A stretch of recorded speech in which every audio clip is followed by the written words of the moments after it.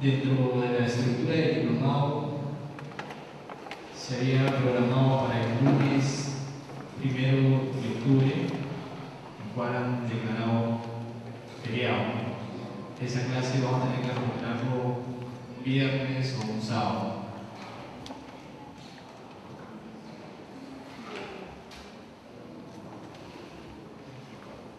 Bueno, continuando con el desarrollo del diplomado, el tema a tratar el día de hoy, el proceso por razón de la función pública. Para ello tenemos a un distinguido profesional, es abogado por la Facultad de Derecho de la Universidad de San Martín de Porres, estudio de maestría en Ciencias Penales en la Facultad de Derecho de la Universidad de San Martín de Porres, estudio de maestría en Derecho Constitucional y en Derechos Humanos en la Facultad de Derecho de la Universidad Nacional Mayor de San Marcos, postítulo en Derecho Penal y en Derecho Procesal Penal en el Centro de Educación Continua de la Pontificia Universidad Católica del Perú, postítulo en Derecho Penal Económico y de la Empresa en la Escuela de Posgrado de la Universidad Peruana Ciencias Aplicadas, profesor de los cursos de Derecho Penal y de Derecho Procesal Penal en la Universidad de San Martín de Porres y en la Universidad de San Juan de Bautista, docente en la Academia de Práctica Forense del Ilustre Colegio de Abogados de Lima, docente en el curso de formación de aspirante a la magistratura, profa de la Academia de la Magistratura con el curso de Derecho Penal, autor de distintos libros de Derecho Penal y Procesal Penal. Recibimos con un fuerte aplauso al doctor Fernando Vicente Núñez Pérez. Muchas gracias. El agradecimiento de siempre del Colegio de Abogados parte de sus plurales eventos académicos. Ya con algunos rostros nos vemos en los eventos de constitucional, práctica forense, nuevo código procesal penal, habeas corpus, amparo, nos invitan, pues, a pesar de las críticas por ahí, pero algunos puntos podemos conversar. Y el día de hoy nos ha tocado un tema específico, un tema muy puntual que tiene que ver con un proceso penal especial que innova este estatuto procesal o adjetivo en el ámbito contigo, que tiene que ver con el proceso de la razón pública, el proceso penal especial por razón de la función pública. Antes de ir al tema en concreto, porque son dos sesiones que vamos a trabajar, el día de hoy, el día teórico, ¿no? El día miércoles, ¿cierto? Que vamos a trabajar algunos temas que son casuísticas. Eso es lo interesante de la realidad nacional, ¿no? Tenemos muchos casos. Ahí están los casos de Pollo, de Baluz, ¿correcto?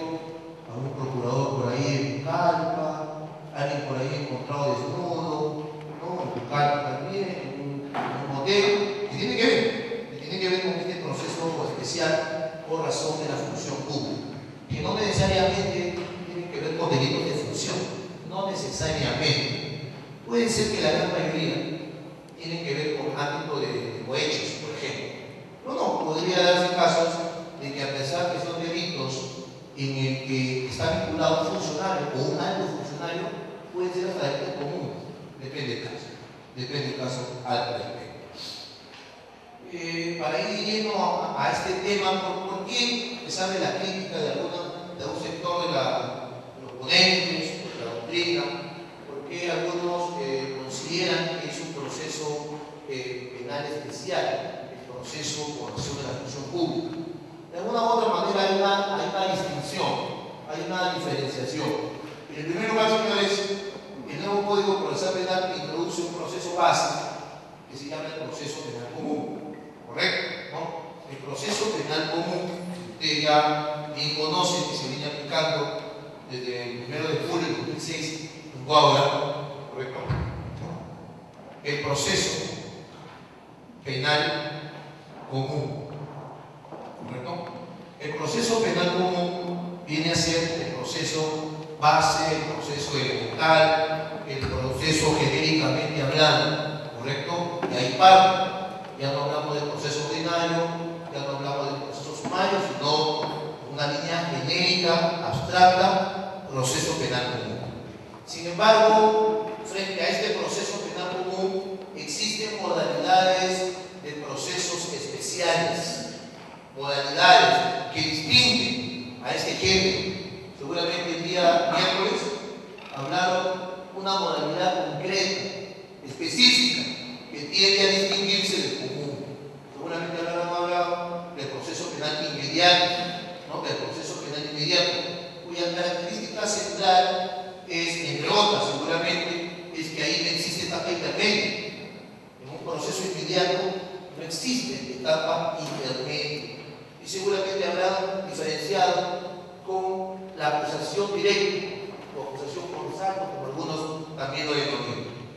El tema que vamos a trabajar el día de hoy, de verdad, va a tener como base, va a tener como línea que de una u otra manera nos va a seguir, nos va a servir de mucho, será la estructura del proceso penal común, pero para diferenciar el proceso especial por razón de la función pública.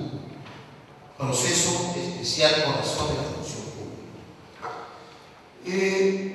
A decir verdad, quien habla le encuentra dos características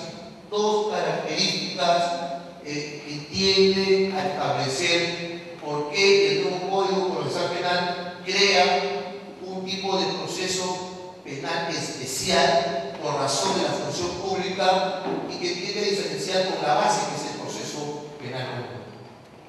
Por un lado, este proceso especial tiene algunos requisitos de procedibilidad. Presente algunos requisitos de procedibilidad. Como por ejemplo, por un lado se puede hablar del antejuicio constitucional, ¿correcto? Por otro lado se puede hablar del levantamiento de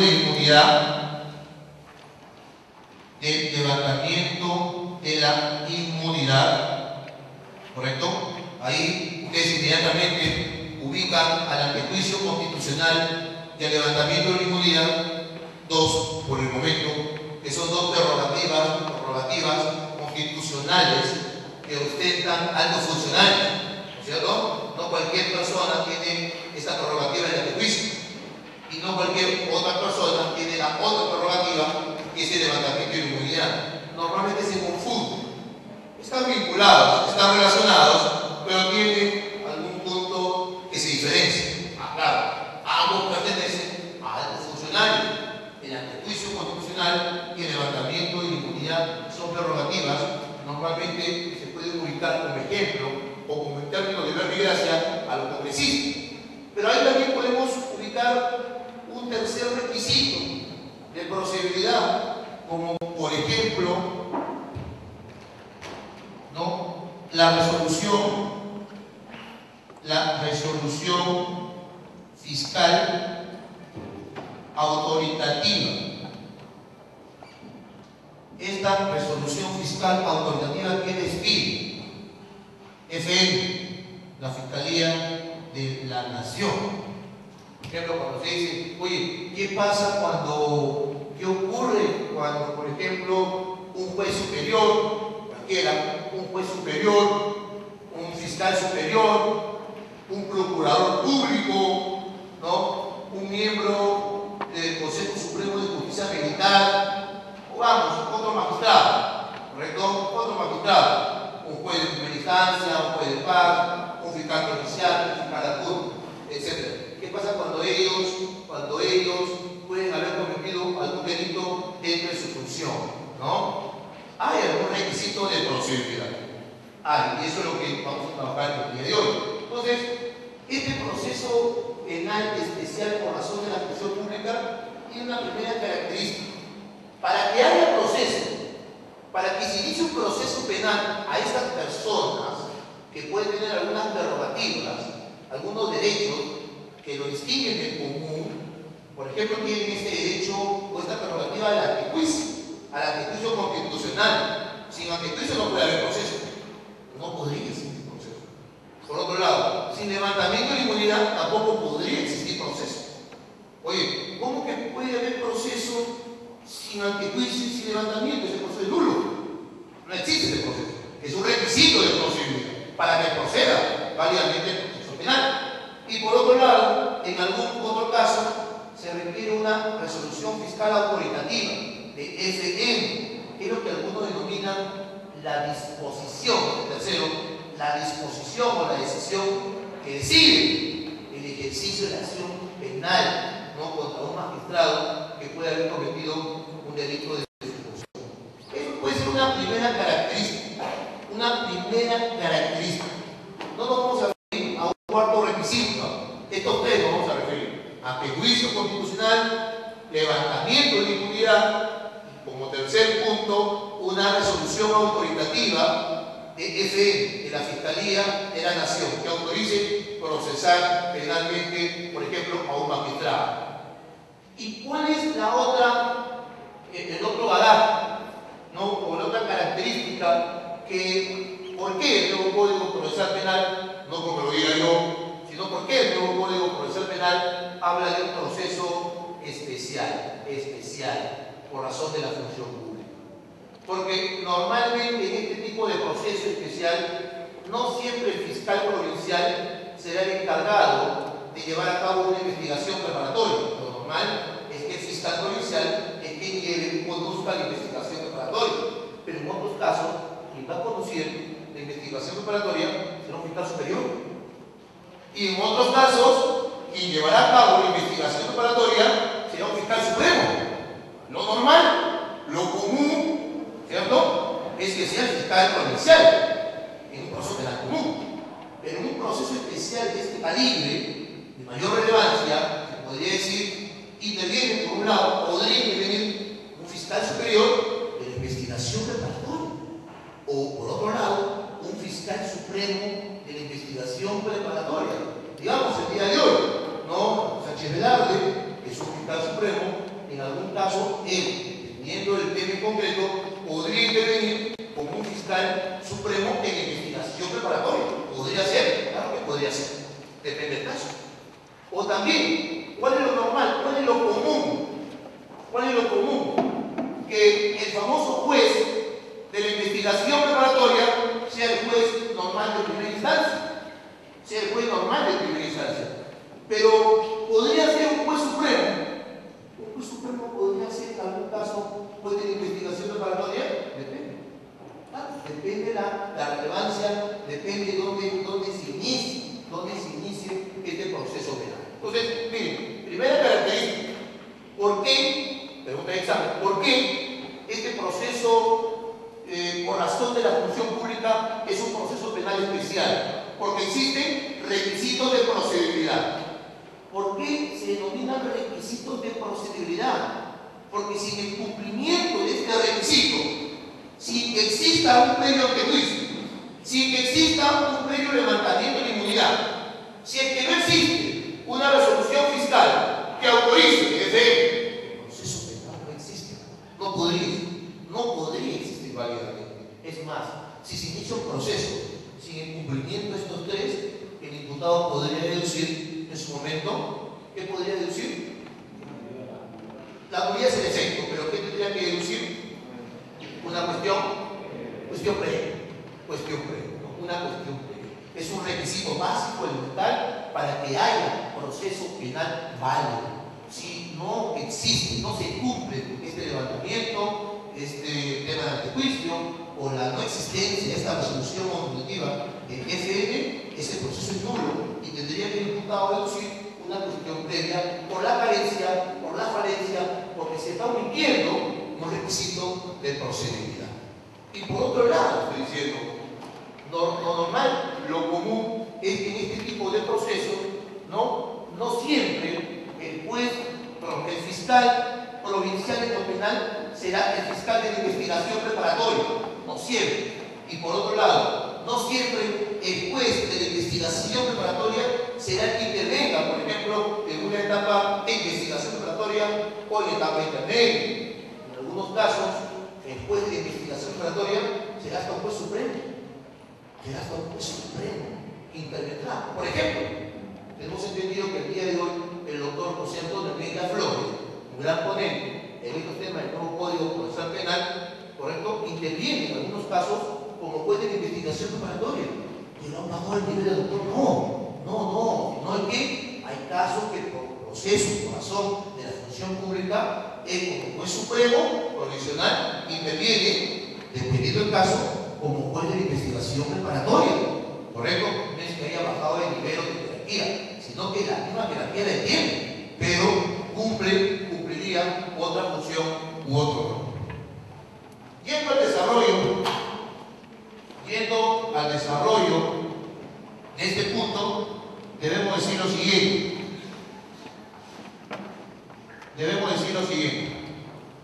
Este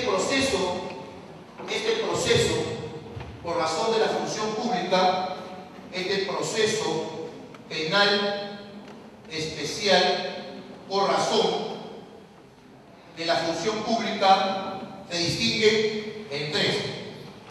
Por algo he comenzado a señalar de que en este tipo de proceso se requieren requisitos de procedibilidad. Y en ese orden, antejuicio constitucional, levantamiento de la inmunidad y la resolución contemplativa del FN. Entonces, en ese concepto existen tres subprocesos. Un mundo aparte.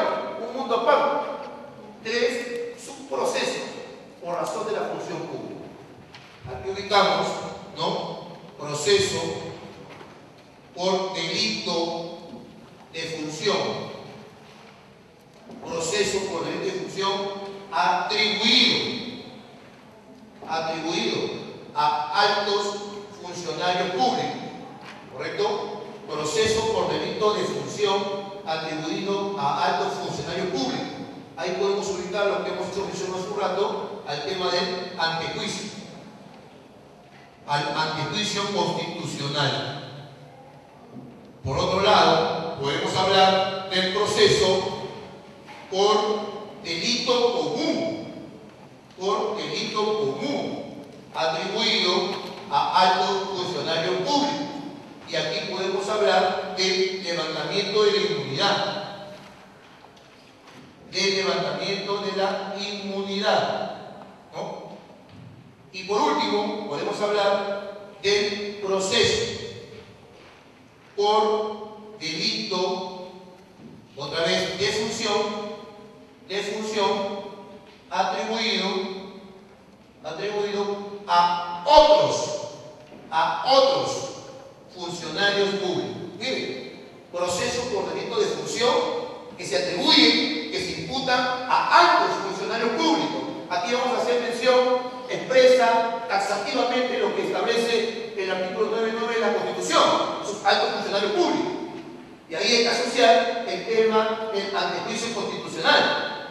Por otro lado, podemos hablar de procesos ahora por delitos comunes, impersonales, también se dice, que se atribuyen también a estos altos funcionarios públicos. Y ahí tenemos que hablar del tema del levantamiento de la inmunidad. Entonces, oye, un alto funcionario, ¿cómo decís? Que se le atribuya un delito de función o que se le atribuya un delito común. Hay una diferenciación, ¿no?, en lo que puede ser un antejuicio, por un lado, y por otro, lo que es el levantamiento de la inmunidad. Pero también se habla de los procesos por delito de función. A ver, por favor, ¿no? Si no, no voy a seguir con mi diapositiva, ¿no?, manual, ¿no? Si no me voy a distraer, ¿no? Por proceso por delito de función manual, o sea, ¿no? A eso me estoy refiriendo, ese manual, ¿ya?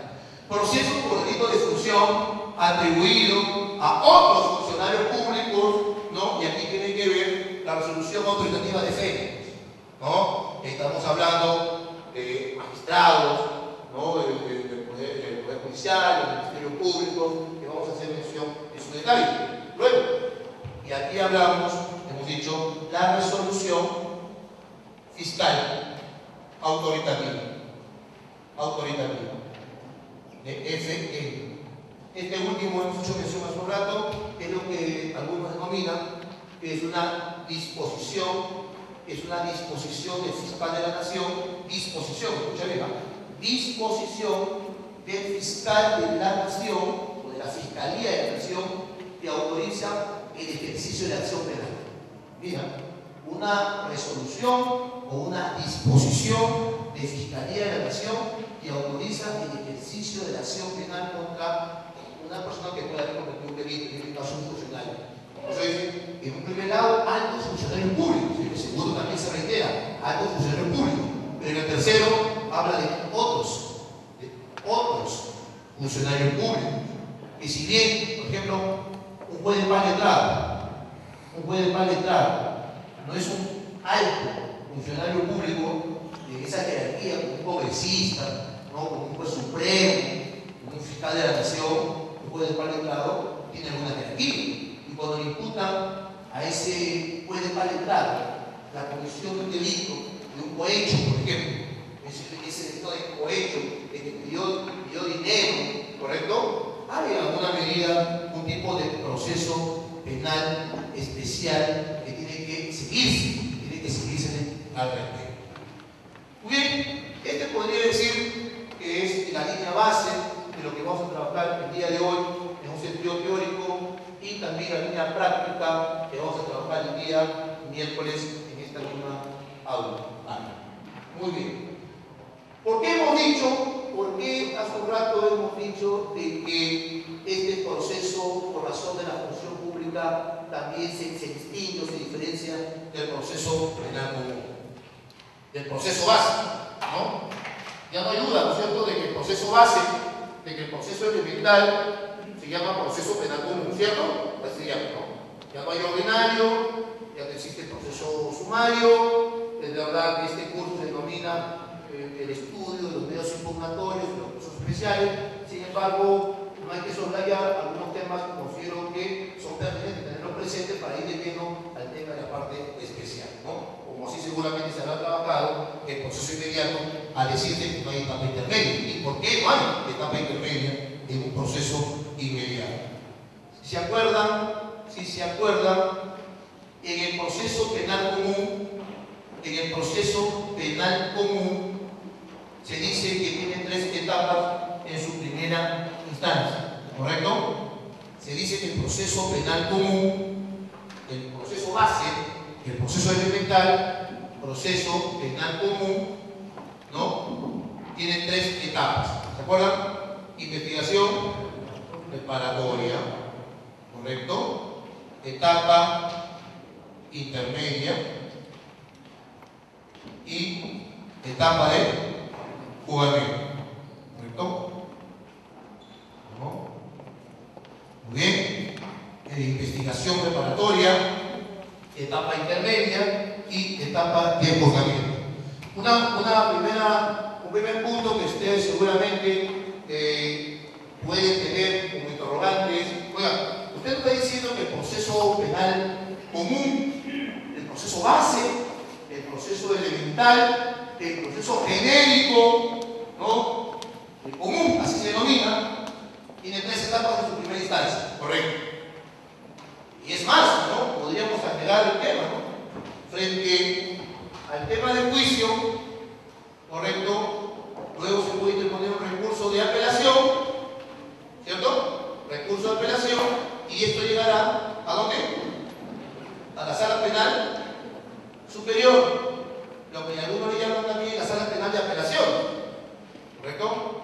Y luego, eventualmente, el caso podría llegar como consecuencia del recurso de casación. ¿A dónde va a llegar? ¿A la Corte Interamericana? No, ahí no. Va a llegar a la sala penal de la Corte Suprema, ¿no? Muy bien. Entonces, usted, como primer interrogante, podría decir lo siguiente, ¿no? Investigación preparatoria, etapa intermedia, etapa de juzgamiento, luego del juicio, como el que hoy ha acabado, el juicio de primera instancia, en uno de los casos y en el otro, ¿no? Impox, objetivo del resultado. Así se dice feo, impox, ¿no? Puede ser cuestionado a través de un recurso de apelación y que puede ser materia de conocimiento por la Sala Penal Superior, la Sala Penal de Apelaciones, y eventualmente lo que resuelve la Sala Penal Superior puede llegar a la Sala Penal de la Corte Suprema como consecuencia del recurso de casación. Pero, algo más. Se dice que el Ministerio Público, a través del fiscal provincial penal, ¿no?, dirige, conduce la investigación preparatoria, lo coadyuva la Policía Nacional del Perú, lo controla el juez de la investigación preparatoria, la capa intermedia también interviene el juez de la investigación preparatoria, y en el juicio interviene, ¿en el juicio quién interviene? ¿De acuerdo?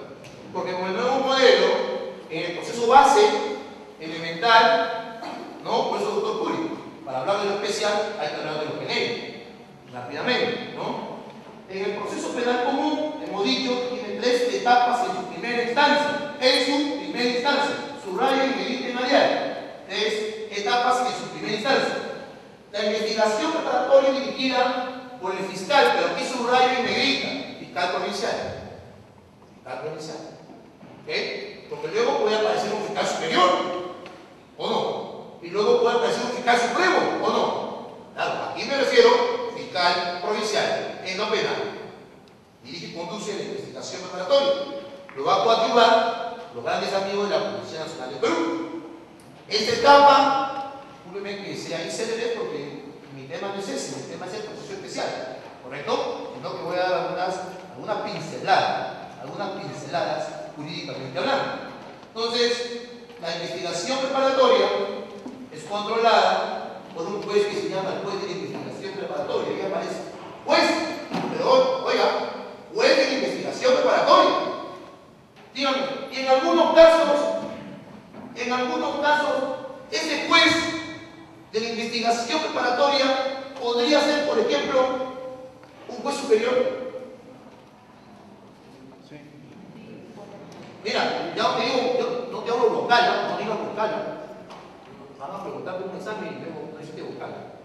Juez a seca, que es el genérico, ¿no? Antes se decía, buenas noches, ¿cómo pasa? ¿Cómo se espera? Mire, ¿se acuerdan que antes se decía vocal superior? ¿Se acuerdan? ¿No? Ya lo dice, ¿no? Vocal superior, juez superior, ¿no es cierto? O antes se decía vocal supremo, ahora se dice juez supremo, juez a seca. Pero te estoy preguntando, ¿no? Mira, ¿por qué incide en esto? Ahí se habla de un fiscal provincial en lo penal. Oiga, pero en un caso, quien dirija la investigación preparatoria puede ser, por ejemplo, un fiscal superior en lo penal. Superior en lo penal. Y en otro caso, quien lleve a cabo o conduzca la investigación preparatoria, ya no hablemos de un fiscal provincial, sino el fiscal supremo. El fiscal supremo, por ejemplo, el doctor Peláez Bernal en su momento, que por DGFN hizo un fiscal propiamente, o digamos, el 12 general, un fiscal supremo, conduzca en determinado caso la investigación preparatoria, depende del nivel. Pero aquí estamos hablando de un fiscal provincial en lo penal, y ahí estamos hablando de un juez de investigación preparatoria, y hemos dicho la pregunta. En algún otro caso, el juez de la investigación preparatoria puede ser un juez superior. Y en otro caso podría ser, ese juez de investigación puede ser un juez supremo. Pues justamente por eso nos ha invitado a conversar el tema. Ese juez de la investigación preparatoria, correcto, interviene en la investigación preparatoria. Ustedes saben, para controlar, para cautelar, para tutelar. No, para cautelar los derechos fundamentales, se dice, no para coadyuvar al fiscal para que investigue bien, ¿no? Algunas cosas están tergiversando por ahí. Es otro tema. Eso les comento en box. Miren, el juez de la investigación preparatoria también interviene en la etapa intermedia, y es el que va a decidir si el caso pasa o no pasa a juicio. Porque si el caso pasa a juicio, ustedes saben que ahí recién interviene el juez penal, ¿no? Esto no es pregunta de examen, pero sí para reflexionar, ¿no? Para tener en cuenta. En esta primera etapa del proceso penal común, en su primera instancia, hablamos de 2 tipos de jueces. Un juez de investigación preparatoria, juez de garantías, juez de tutela, ¿no? ¿Está grabando? Y el juez penal. El juez penal. La pregunta es, miren, el juez penal aparece recién en el juicio. El juez penal recién aparece en juicio, como dice ¿no? Y el juez penal puede ser, claro, exacto, puede ser unipersonal o puede ser colegiado, ¿correcto? Unipersonal, mono, o sea, 1, colegiado, 3, ¿correcto? Unipersonal, en cambio, el juez de la investigación preparatoria siempre es 1, siempre es mono, 1, ¿no? Juez de la investigación preparatoria, 1 solo, ¿no? Es un tribunal. En cambio, hablar del juez penal, por favor, todo lo pasa, ¿no? Mucho decir. Y el juez penal puede ser unipersonal, 1, o puede ser colegiado, 1 o 3. Y lo que decida el juez penal, a través de la sentencia, llámale sentencia absolutoria o llámale sentencia de condena, cualquier sentencia, esta sentencia puede ser, correcto, cuestionada vía recurso de apelación, y el caso llegará a la sala penal superior o a la sala penal de apelaciones, también como se conoce. Y la sala penal superior o sala penal de apelaciones es el que va a resolver el recurso de apelación contra la sentencia. Sentencia de condena o de absolución, sentencia, al fin y al cabo, sentencia, en un sentido abstracto o amplio. Y lo que decida la sala penal superior al resolver el recurso de apelación contra la sentencia, eventualmente, aquí subrayo, eventualmente podría ser cuestionado como consecuencia de recurso de casación, y este caso podría llegar a la sala penal de la Corte Suprema. Esto se podría decir en buen romance. Esto es lo que se puede decir en buen romance, lo que es el proceso penal común ya en todas sus etapas.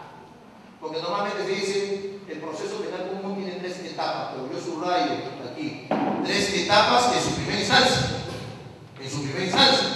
Pero también puede haber una segunda instancia, una segunda no parte, que es como consecuencia del recurso de apelación, y eventualmente, no es instancia, obviamente no es instancia, puede ser manera de conocimiento por la sala penal de la Corte Suprema a través del recurso de casación al respecto. Eso podría ser la línea base, la línea normal, la línea directriz común, el proceso base del proceso penal común. Muy bien. ¿Y por qué el legislador crea como el nuevo Código Procesal Penal el proceso especial por razón de la función pública? Ya habíamos dicho, ¿no?, que primera característica para quien habla es de que para que haya proceso penal, para que exista proceso penal, tiene que cumplirse con requisitos de procedibilidad.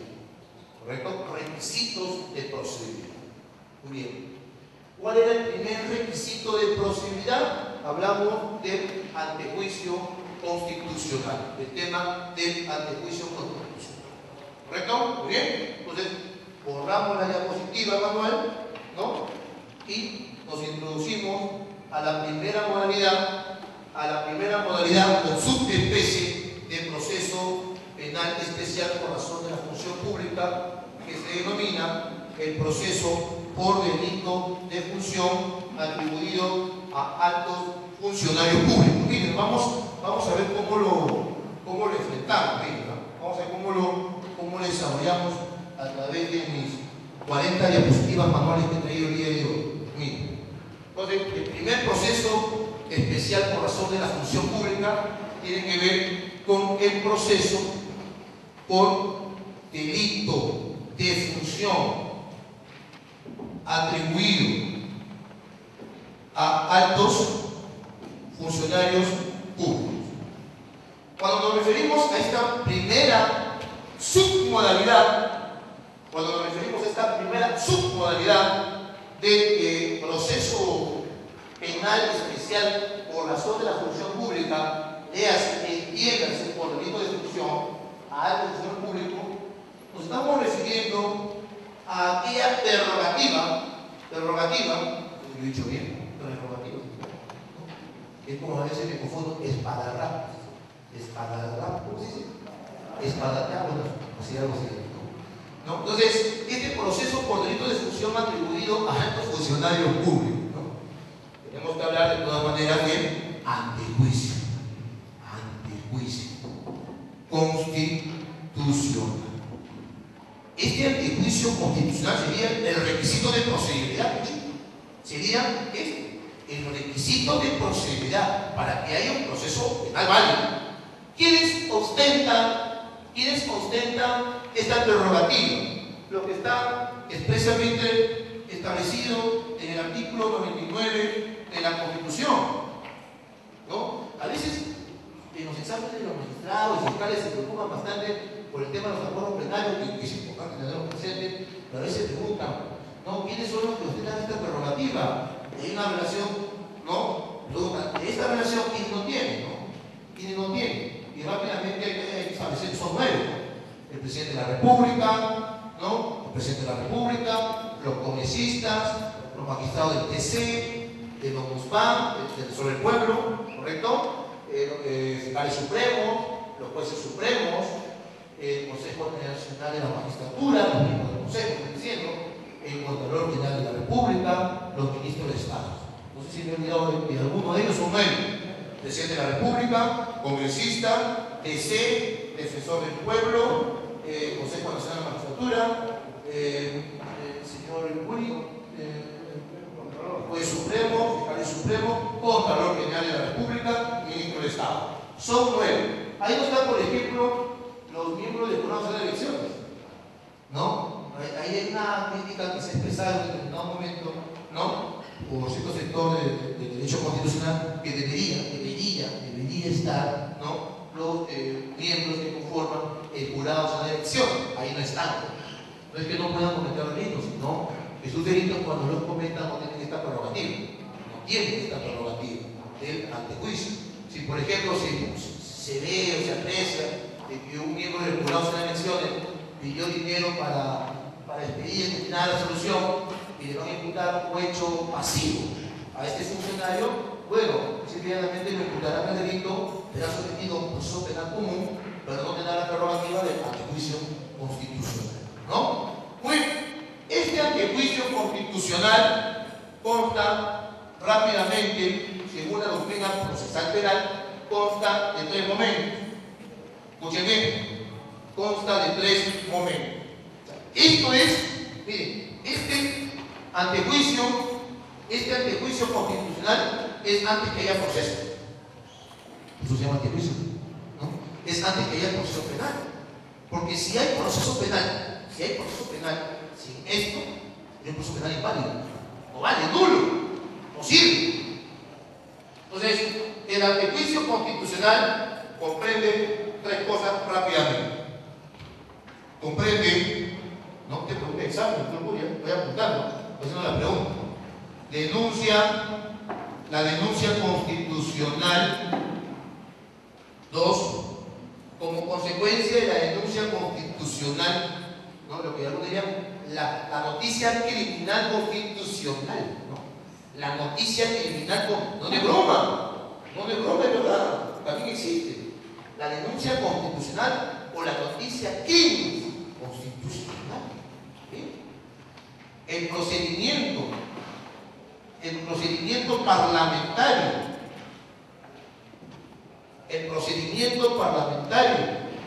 de la acusación constitucional. Y 3, lo más importante se podría decir, lo que autorice, ¿sí? la resolución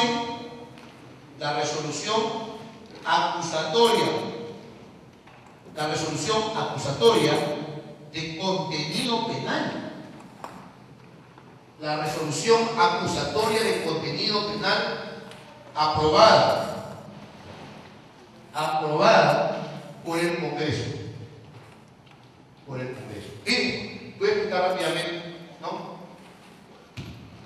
El antejuicio, como un todo, el antejuicio constitucional es un requisito de procedibilidad para poder procesar penalmente a un alto funcionario público, aquellos que están expresa literalmente o taxativamente número clausus en el 99 de la Constitución.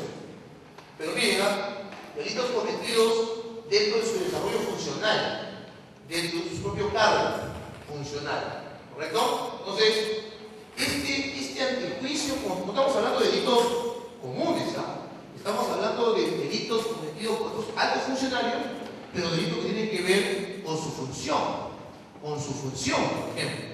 ¿Se acuerdan? En un determinado momento, juicio constitucional, levantamiento de la inmunidad y la resolución autoritativa en FN. Entonces, en ese concepto existen tres subprocesos. Un mundo aparte,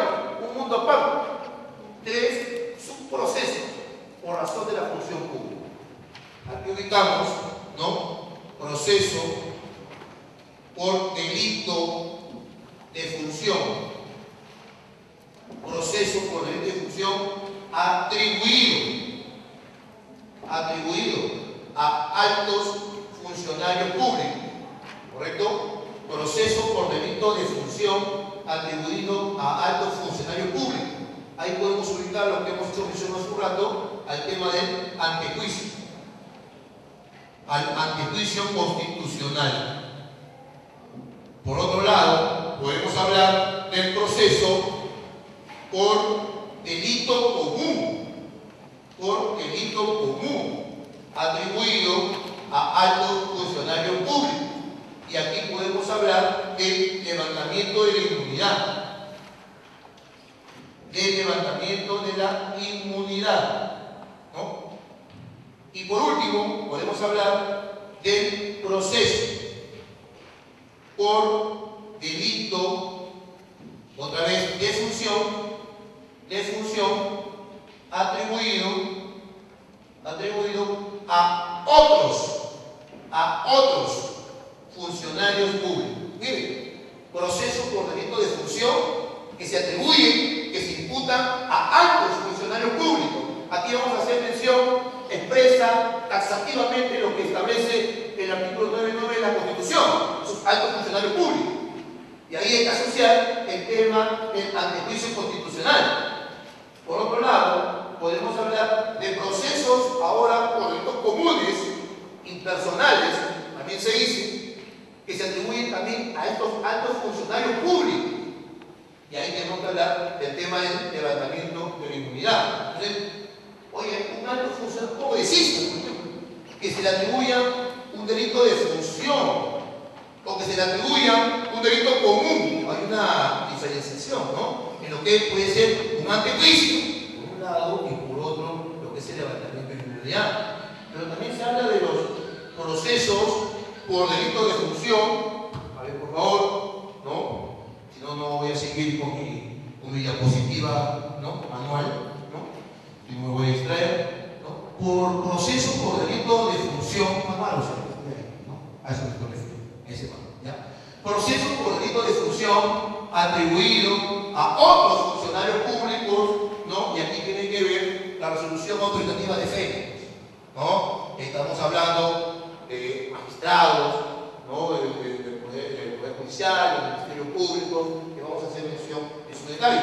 Luego, y aquí hablamos, hemos dicho, la resolución fiscal autoritativa de FE. Este último hemos hecho mención hace un rato, es lo que algunos denominan que es una disposición del fiscal de la nación, disposición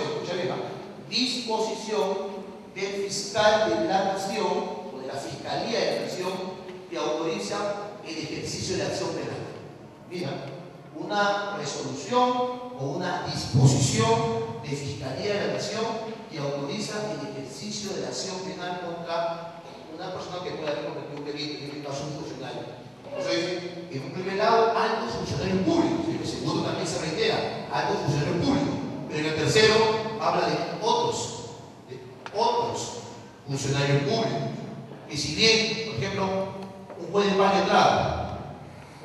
letrado no es un alto funcionario público de esa jerarquía, como un congresista, ¿no? Como un juez supremo, como un fiscal de la nación, un juez de paz letrado tiene alguna jerarquía. Y cuando le imputan a ese juez de paz letrado la comisión de un delito, de un cohecho, por ejemplo, ese delito de cohecho, de que pidió dinero, ¿correcto? Hay en alguna medida un tipo de proceso penal especial que tiene que seguirse al respecto.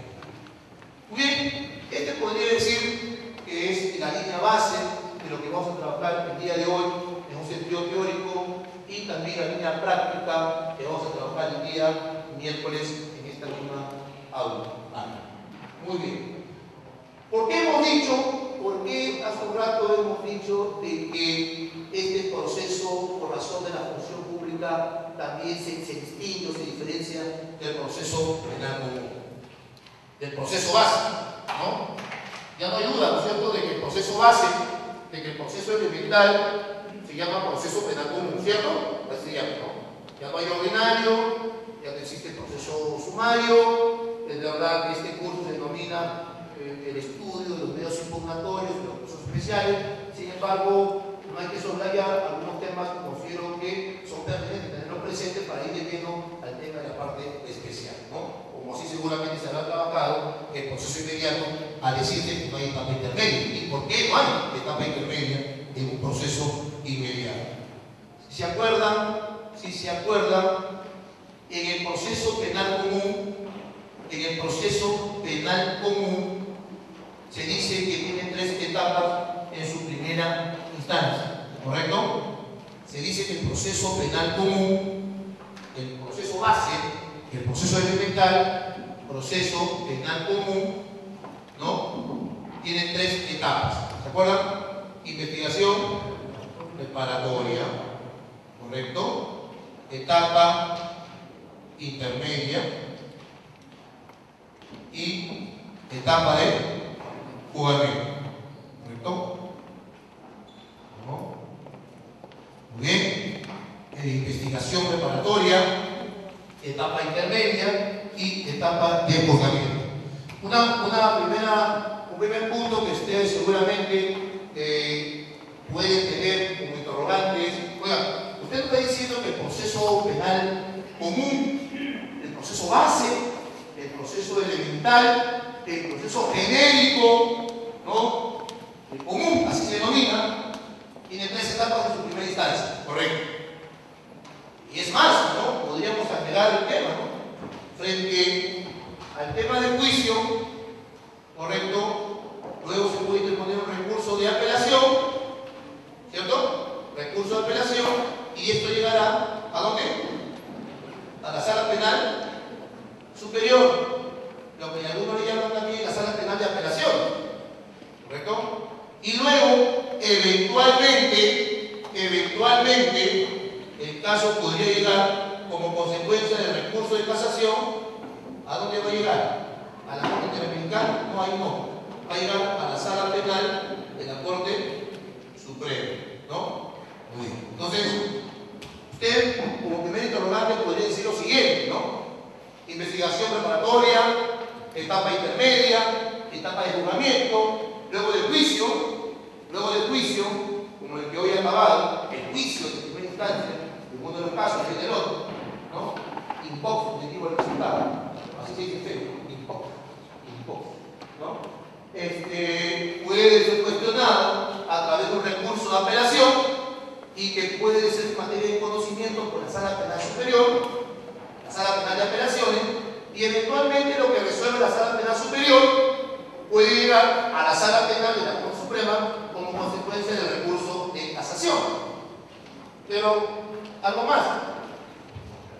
Se dice que el Ministerio Público, a través del fiscal provincial penal, ¿no?, dirige y conduce la investigación preparatoria, lo coadyuva la Policía Nacional del Perú, lo controla el juez de la investigación preparatoria, la capa intermedia también interviene el juez de la investigación preparatoria, y en el juicio interviene, ¿quién interviene?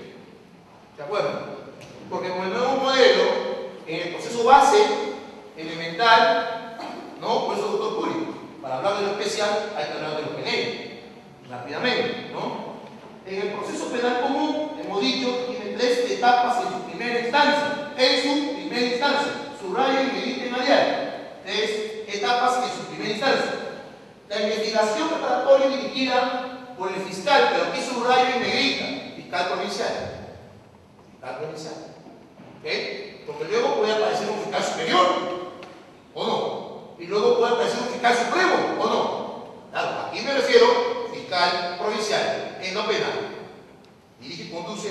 investigación preparatoria. Lo va a coadyuvar los grandes amigos de la Policía Nacional de Perú. Esta etapa, simplemente que sea célebre porque mi tema no es ese, mi tema es el proceso especial, ¿correcto? Sino que voy a dar algunas pinceladas jurídicamente hablando. Entonces, la investigación preparatoria es controlada por un juez que se llama el juez de la investigación preparatoria. Ahí aparece juez, perdón, oiga, juez de la investigación preparatoria. Dígame, y en algunos casos, ese juez de la investigación preparatoria podría ser, por ejemplo, un juez superior. Sí. Mira, ya te digo, yo no te hablo vocal, no digo vocal. Van a preguntar por un examen y luego no existe vocal. Juez a secas, que es el que ven, ¿no? Antes se decía, buenas noches, ¿cómo está? Pasa, ¿cómo está? Mire, ¿se acuerdan que antes se decía vocal superior? ¿Se acuerdan? ¿No? Ya nos dice. Vocal superior, juez superior, ¿no es cierto? O antes se decía vocal supremo, ahora se dice juez supremo, juez a secas. Pero te estoy preguntando, ¿no? Mira, ¿por qué incide en esto? Ahí se habla de un fiscal provincial en lo penal. Oiga, pero en un caso, quien dirija la investigación preparatoria puede ser, por ejemplo, un fiscal superior en lo penal. Superior en lo penal. Y en otro caso, quien lleve a cabo o conduzca la investigación preparatoria, ya no hablemos de un fiscal provincial, sino el fiscal supremo. El fiscal supremo, por ejemplo, el doctor Lai Morales en su momento, que por DGS hizo un fiscal propiamente, o digamos, el Rosa Cheverán, un fiscal supremo, conduzca en determinado caso la investigación preparatoria, depende del nivel. Pero aquí estamos hablando de un fiscal provincial en lo penal, y ahí estamos hablando de un juez de investigación preparatoria, y hemos hecho la pregunta. En algún otro caso, el juez de investigación preparatoria puede ser un juez superior, y en otro caso podría ser, ese juez de investigación puede ser un juez supremo. Pues justamente por eso nos ha invitado a conversar el tema. Ese juez de investigación preparatoria, correcto, interviene en investigación preparatoria, ustedes saben, para controlar, para cautelar, para tutelar, ¿no? Para cautelar los derechos fundamentales, se dice, no para coadyuvar al fiscal para que investigue bien, ¿no? Algunas cosas están tergiversando por ahí. Es otro tema. Eso les comento en box. Miren, el juez de la investigación preparatoria también interviene en la etapa intermedia, que es el que va a decidir si el caso pasa o no pasa a juicio. Porque si el caso pasa a juicio, ustedes saben que ahí recién interviene el juez penal, ¿no? Esto no es pregunta de examen, pero sí para reflexionar, ¿no? Para tener en cuenta. En esta primera etapa del proceso penal común, en su primera instancia, hablamos de dos tipos de jueces. Un juez de investigación preparatoria, juez de garantías, juez de tutela, ¿no? ¿Está grabando? Y el juez penal. El juez penal. La pregunta es, miren, el juez penal aparece recién en el juicio. El juez penal recién aparece en juicio, como dice no. Y el juez penal puede ser, claro, exacto, puede ser unipersonal o puede ser colegiado, ¿correcto? Unipersonal, mono, o sea, 1, colegiado, 3, ¿correcto? Unipersonal, en cambio, el juez de la investigación preparatoria siempre es 1, siempre es mono, 1, ¿no? Juez de la investigación preparatoria, 1 solo, ¿no? Es un tribunal. En cambio, hablar del juez penal, por favor, doctor, no pasa, ¿no? Y el juez penal puede ser unipersonal, 1, o puede ser colegiado, 1 o 3. Y lo que decida el juez penal, a través de la sentencia, llámale sentencia absolutoria o llámale sentencia de condena, cualquier sentencia, esta sentencia puede ser, correcto, cuestionada vía recurso de apelación, y el caso llegará a la sala penal superior o a la sala penal de apelaciones, también como se conoce. Y la sala penal superior o sala penal de apelaciones es el que va a resolver el recurso de apelación contra la sentencia. sentencia de condena o de absolución, sentencia, al fin y al cabo, sentencia, en un sentido abstracto o amplio. Y lo que decida la Sala Penal Superior al resolver el recurso de apelación contra la sentencia, eventualmente, aquí subrayo, eventualmente podría ser cuestionado como consecuencia del recurso de casación, y este caso podría llegar a la Sala Penal de la Corte Suprema. Esto se podría decir en buen romance. Esto es lo que se puede decir en buen romance, lo que es el proceso penal común ya en todas sus etapas. Porque normalmente se dice que el proceso penal común tiene 3 etapas, pero yo subrayo aquí 3 etapas en su primera instancia. En su primera instancia.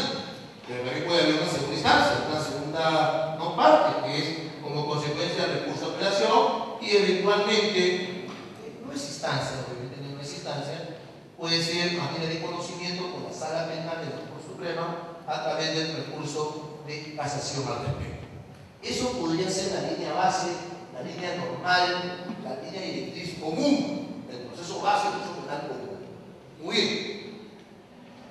¿Y por qué el legislador crea como el nuevo Código Procesal Penal el proceso especial por razón de la función pública? Ya habíamos dicho, ¿no?, que primera característica para quien habla es de que para que haya proceso penal, para que exista proceso penal, tiene que cumplirse con requisitos de procedibilidad. ¿Correcto? Requisitos de procedibilidad. Muy bien. ¿Cuál era el primer requisito de procedibilidad? Hablamos del antejuicio constitucional, el tema del antejuicio constitucional. ¿Correcto? Muy bien. Entonces, borramos la diapositiva, Manuel, ¿no? Y nos introducimos a la primera modalidad o subespecie de proceso penal especial por razón de la función pública, que se denomina el proceso por delito de función atribuido a altos funcionarios públicos. Miren, vamos a ver cómo lo enfrentamos, miren, ¿no? Vamos a ver cómo lo desarrollamos a través de mis 40 diapositivas manuales que he traído el día de hoy. Miren. Entonces, el primer proceso especial por razón de la función pública tiene que ver con el proceso por delito de función atribuido a altos funcionarios públicos. Cuando nos referimos a esta primera submodalidad, de proceso penal especial por razón de la función pública, entiéndase por delito de función a alto funcionario público, nos estamos refiriendo a aquella prerrogativa, lo he dicho bien, prerrogativa, ¿no? Es como a veces me confundo, espadarrap, ¿cómo se dice? Espadarrap, así algo así, ¿no? Entonces, este proceso por delito de función atribuido a altos funcionarios públicos, ¿no? Tenemos que hablar de todas maneras de antejuicio constitucional. Este antejuicio constitucional sería el requisito de procedibilidad, sería el requisito de procedibilidad para que haya un proceso penal válido. ¿Quiénes ostentan esta prerrogativa? Lo que está expresamente establecido en el artículo 99 de la Constitución, ¿no? A veces en los exámenes de los magistrados y fiscales se preocupan bastante por el tema de los acuerdos penales, que es importante tenerlo presente, pero a veces preguntan, ¿no?, ¿quiénes son los que ostentan esta prerrogativa? Hay una relación, ¿no? Preguntan, ¿de esta relación quién no tiene? ¿No? ¿Quiénes no tienen? Y rápidamente hay que establecer que son 9. El presidente de la República, ¿no? El presidente de la República, los congresistas, los magistrados del TC, el Ombudsman, el Defensor del Pueblo, ¿correcto? Fiscales supremos, los jueces supremos, el Consejo Nacional de la Magistratura, los miembros del Consejo, estoy diciendo, el Contralor General de la República, los ministros de Estado. No sé si me he olvidado de alguno de ellos, son 9. Presidente de la República, congresista, TC, Defensor del Pueblo, Consejo Nacional de la Magistratura, el señor Uri, juez supremo, fiscales el Supremo Contralor General de la República y Ministro del Estado. Son 9. Ahí no están, por ejemplo, los miembros del Jurado Nacional de Elecciones, ¿no? Ahí hay una crítica que se ha expresado en determinado momento, ¿no? Por cierto sector del derecho constitucional que debería estar, ¿no? Los miembros que conforman el Jurado Nacional de Elecciones. Ahí no están. No es que no puedan cometer delitos, sino que sus delitos cuando los cometan no tienen esta prerrogativa. No tienen esta prerrogativa del antejuicio. Si por ejemplo se ve o se aprecia de que un miembro del Jurado Nacional de Elecciones pidió dinero para expedir determinada resolución y le van a imputar un hecho pasivo a este funcionario, bueno, simplemente lo imputarán al delito, será sometido a un proceso penal común, pero no tendrá la prerrogativa del antejuicio constitucional, ¿no? Muy bien, este antejuicio constitucional consta rápidamente, según la doctrina procesal penal, consta de 3 momentos. Escuchen bien, consta de 3 momentos. O sea, esto es, miren, este antejuicio constitucional es antes que haya proceso. Eso se llama antejuicio, ¿no? Es antes que haya proceso penal. Porque si hay proceso penal, sin esto, es un proceso penal inválido. No vale, nulo, no sirve. Entonces, el antejuicio constitucional comprende 3 cosas rápidamente. Comprende, no te pregunte examen, voy apuntando, haciendo la pregunta. La denuncia constitucional. 2. Como consecuencia de la denuncia constitucional, ¿no? Lo que algunos dirían la noticia criminal constitucional, ¿no? La noticia criminal no de broma, es verdad, también existe. La denuncia constitucional o la noticia criminal constitucional. ¿Sí? El procedimiento parlamentario. El procedimiento parlamentario de la acusación constitucional. Y 3, lo más importante se podría decir, lo que autorice, ¿sí? la resolución acusatoria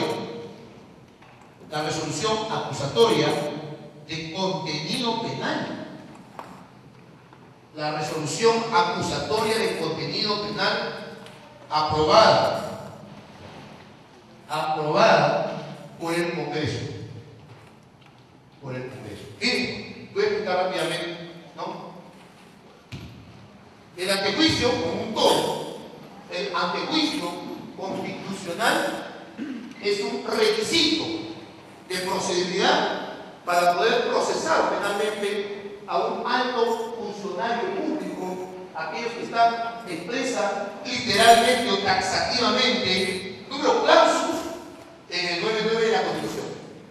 Pero miren, delitos cometidos dentro de su desarrollo funcional, dentro de su propio cargo funcional, ¿correcto? Entonces, este antejuicio, no estamos hablando de delitos comunes, estamos hablando de delitos cometidos por otros altos funcionarios, pero delitos que tienen que ver con su función, por ejemplo. ¿Se acuerdan que en un determinado momento se dijo de que la señora que fue congresista y que hace poco estuvo en las preguntas de la verdad, ¿no? Se dijo de que fue a la salida del CIN y de que este señor del CIN le dio tanto dinero, ¿se acuerdan? Le dio tanto dinero para que un día determinado ella no asista a una votación. Ahora dijeron, si quieres anda, pero con no ir es suficiente. La cosa es que no des tu voto, ¿no?, en contra de lo que ellos proponían en ese contexto. ¿De acuerdo? Entonces, le dieron un dinero, ella aceptó y se le imputó. ¿Qué se le imputó? ¿Cómo se llama aquel delito cuando se ofrece un funcionario y el funcionario lo acepta? Pero ¿cuál es el cohecho? Porque hay cohecho activo o pasivo. Pasivo, que es al funcionario, ¿no? Al funcionario. Y el funcionario aceptó, en el caso de la congresista. La congresista aceptó. ¿Se acuerdan también lo que ocurrió hace algunos años con un cual también fue a sacar el sí y también aceptó un dinero con la finalidad de que se hizo un voto a favor del partido de ese contexto, de ese momento, ¿no? A un líder aprista. Eso sí, la acción de revisión siempre y cuando haya una prueba, ¿no? Es más, todo recurso es un medio impugnatorio. Todo recurso es un medio impugnatorio. Véase, entiéndase, por ejemplo, la casación. Pero no todo medio impugnatorio es un recurso, ¿cierto? Todo recurso es un medio impugnatorio, pero no todo medio impugnatorio es un recurso, como la acción de revisión acaba de decir el doctor. Es más, hasta los habeas corpus y los amparos hoy son considerados exclusivos, profesor Raúl Roxín, normalmente escrito penal, escrito procesal penal. Los habeas corpus y los amparos son considerados hoy por hoy medios impugnatorios, pero no son recursos. ¿Se acuerdan que antes se decían los recursos de habeas corpus? De amparo, ahora, y así te vas a hablar. No puedes decir eso. Al día de hoy, ¿no? Al día de hoy. Muy bien, entonces eso sería el primer proceso especial por razón de la función pública. ¿Cuál? El proceso por delito de función. El proceso por delito de función atribuido a altos funcionarios públicos. ¿Correcto? De los que están señalando, los que están especificados en el artículo 99 de la Constitución por delitos cometidos dentro de su función. Doctores, queda pendiente, hay dos procesos más. Y tiene que ver, ¿correcto? Tiene que ver con el proceso por delito común atribuido a algo funcionario público, tiene que ver con el levantamiento de inmunidad y también tiene que ver con el proceso por delito de función atribuido a otros funcionarios que tienen que ver con el tema de la función autoritativa de FE. A ver, miércoles, ¿correcto? Yo el día miércoles voy a traer algunos casos, ¿ya? Luego he terminado la exposición de los otros son más cortos, ¿ah? El segundo y el tercero, y luego vamos a compartir unos casos que los vamos a analizar con todo, ¿correcto? ¿Ya? No sé si hay alguna pregunta, no sé, ¿no? Alguna duda, lo dejamos para el día miércoles, no sé. A ver, la doctora Luisa va a hacer una pregunta. Luisa Falcón. Bueno, señores, no me despido, si no me tolero, ¿ya? Muchas gracias. El Colegio de Abogados de Lima hace el reconocimiento al doctor Fernando Núñez Pérez por su capacitación como expositor en el diplomado especializado en los procesos especiales y medios impugnatorios en el nuevo Código Procesal Penal. Un fuerte aplauso para él.